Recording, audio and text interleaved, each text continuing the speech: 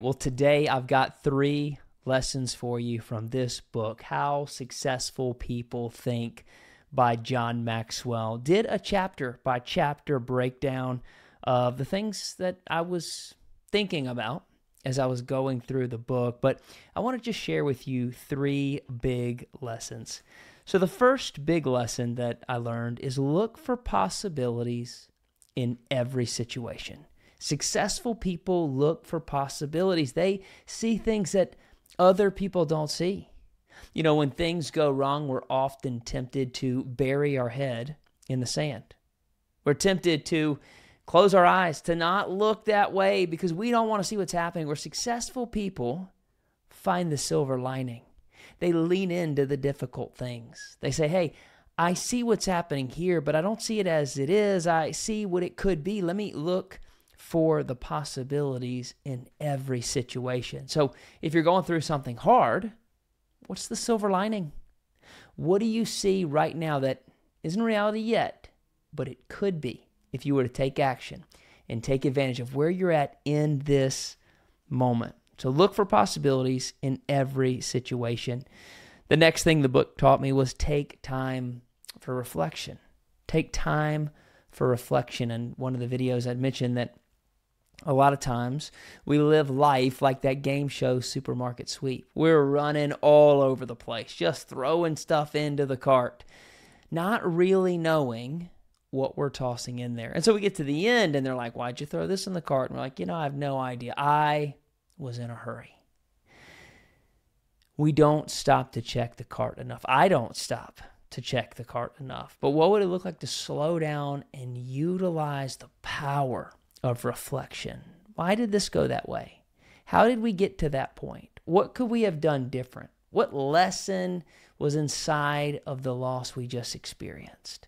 Maybe the business isn't doing as well as you want it to do. Well, what is it teaching you right now? Using reflection to figure out what are you supposed to be learning in this season. Maybe that relationship isn't going the way you want it to go. Okay, what do I need to learn? Not about them, but what do I need to learn about me? I need to reflect on what can I do better and how can we move forward. So we've got to take advantage of the power of reflection. He says, John Maxwell says on page 72, reflective thinking enables you to distance yourself from the intense emotions of particularly good or bad experiences and to see them with fresh eyes.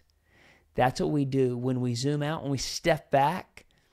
We get to see things with fresh eyes. What lesson are we supposed to be learning? And lesson number 3, aim for being a big, focused thinker.